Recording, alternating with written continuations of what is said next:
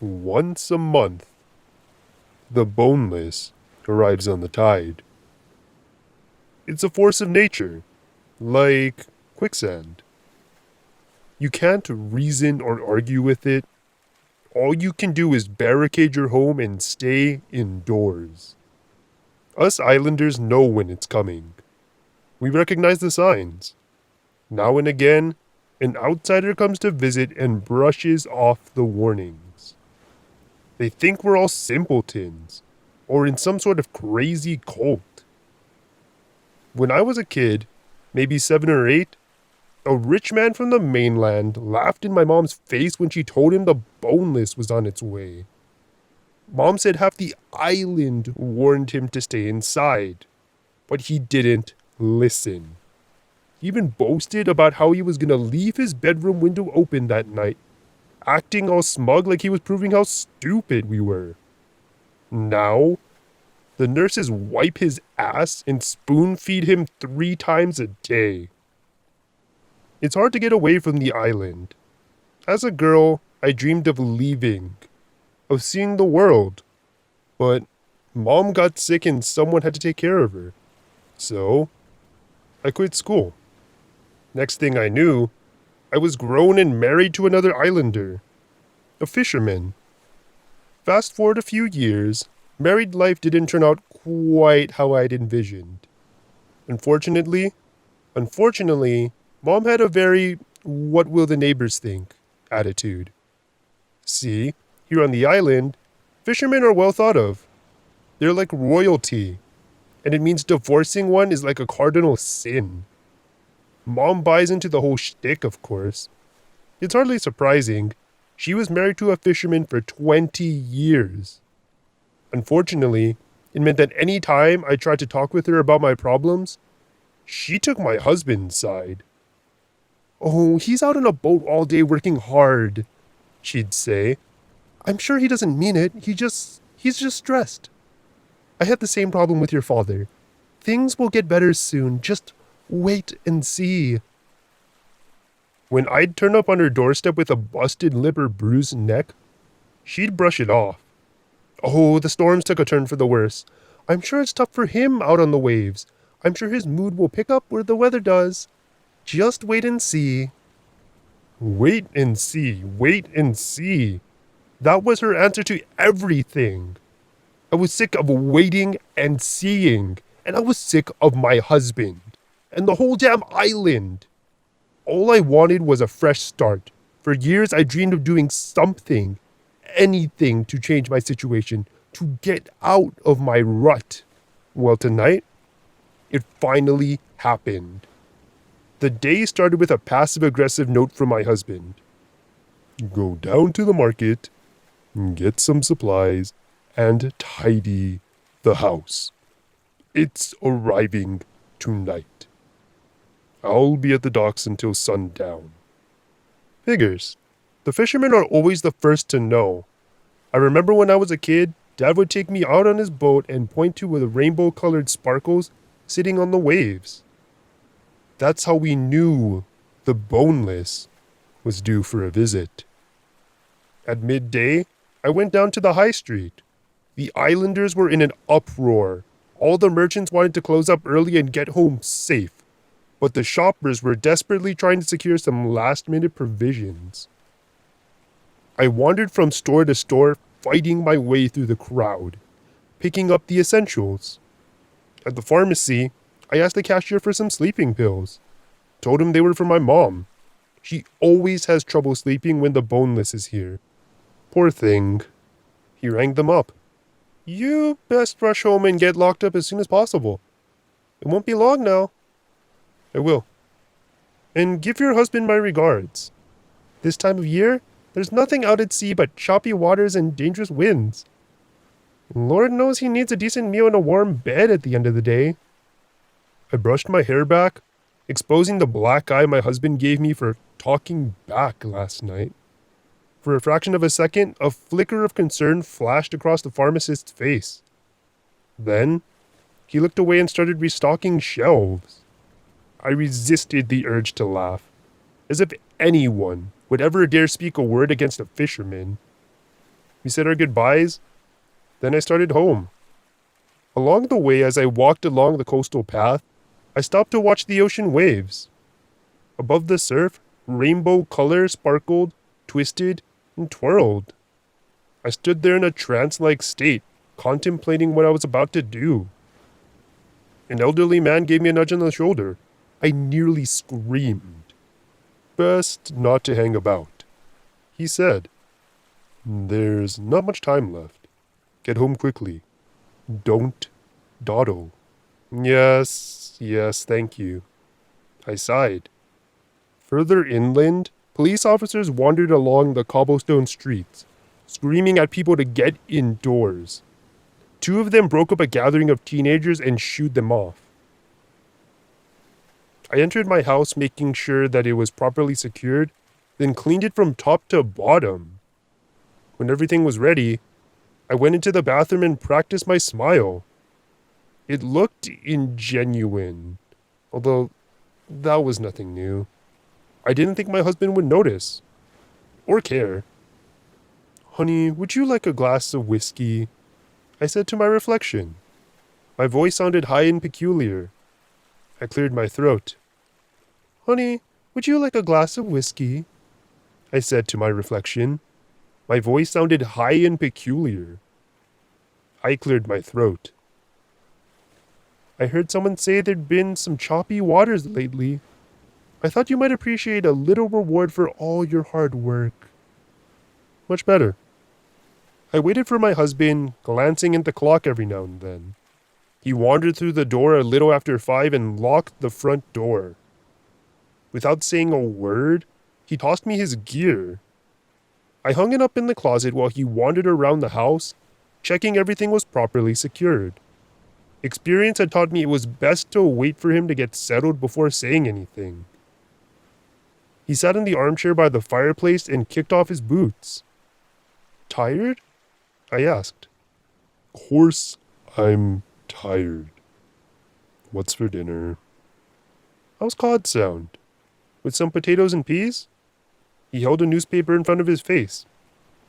Fine. Just try not to burn it this time.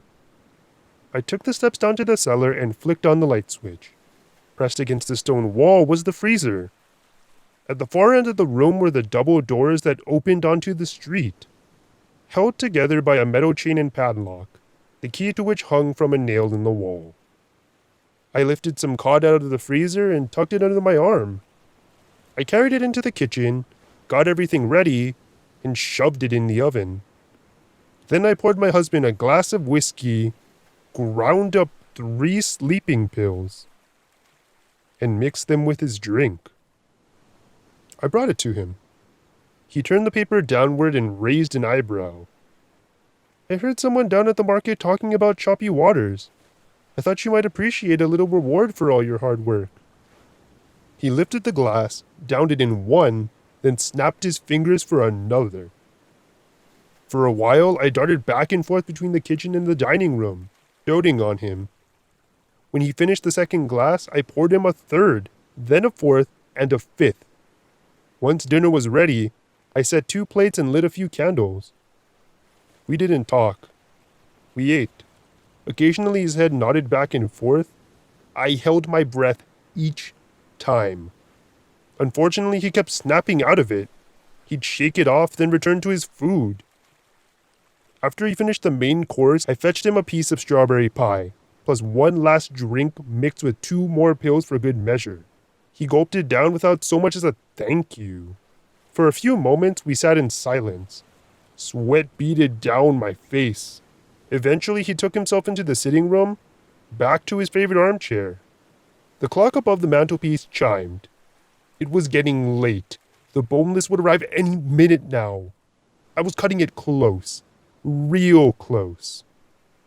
My husband's eyelids fluttered, then his head finally slumped forward. Quietly, I approached the armchair and pulled the newspaper away, out like a light. Perfect.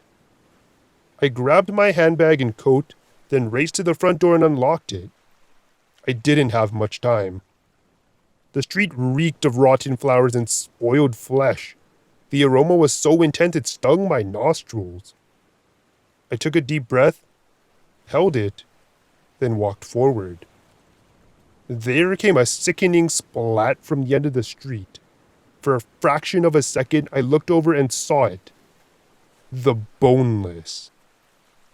I was too late. The glare blinded me.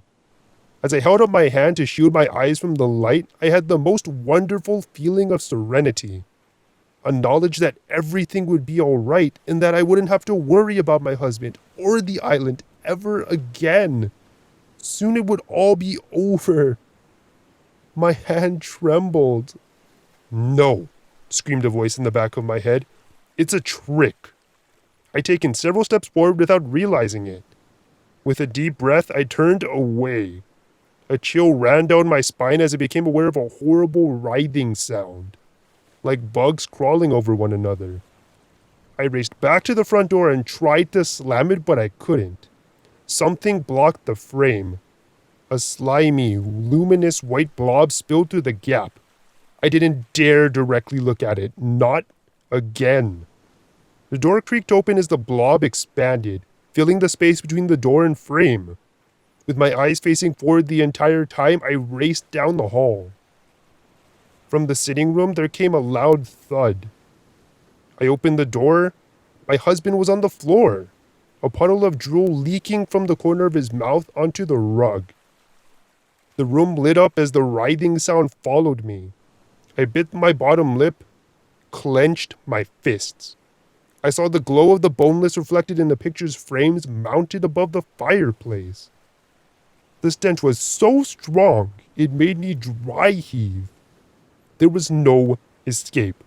Soon it would all be over. I had a lifetime of being a vegetable to look forward to. Maybe they'd put me and my husband in the same hospital bed, thinking that's what we'd want. I had a sudden idea. I rushed forward towards the cellar.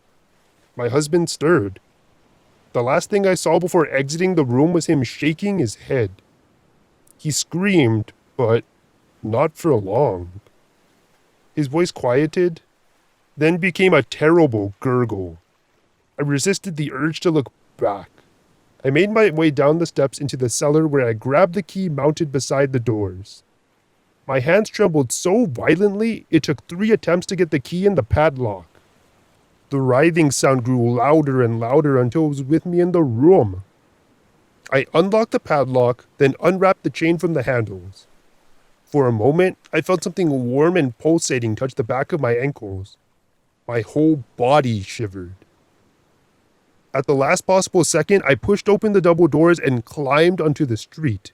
Then I got up and ran. I ran halfway across the island towards my mom's house, where I unlocked the front door and pulled it open. I locked it behind me, pressed my back against the wall, and burst into tears. It was over. I was safe. A light came on at the top of the stairs. I wiped away my tears and climbed to my feet. My mom appeared, still wearing her nightgown, and asked what had happened. I said I was worried about her and came to check that she was okay. We embraced. She asked about my husband. I told her he was safe and sound back home, that I'd cooked him his favorite meal and then came over to check on her. She insisted she'd make up the guest room and try to lead the way. I kept telling her I would do it myself until finally she relented. I helped her back into bed. Then I gave her a kiss on the forehead. I love you, Mom. She rubbed my cheek. I love you too. In the kitchen, I helped myself to the bottle of wine and broke down in tears. Again, I kept thinking about what I'd seen and heard. The awful sounds my husband made played in my mind again and again. I kept thinking about what I could have done differently, about whether there was another way, a simpler one that didn't involve anyone getting hurt. I kept a growing knot of guilt in the pit of my stomach. But it's too late to change anything now. Now all I can do is wait. There's no way I could sleep, not even if I wanted to. At sunrise, the boneless will depart. Then I'll make my way down to the docks and sail my husband's boat to the mainland. I'm finally ready to leave this damn place and never look back. By the time anyone realizes what happened, I'll be long gone and starting my new life. I can hardly wait.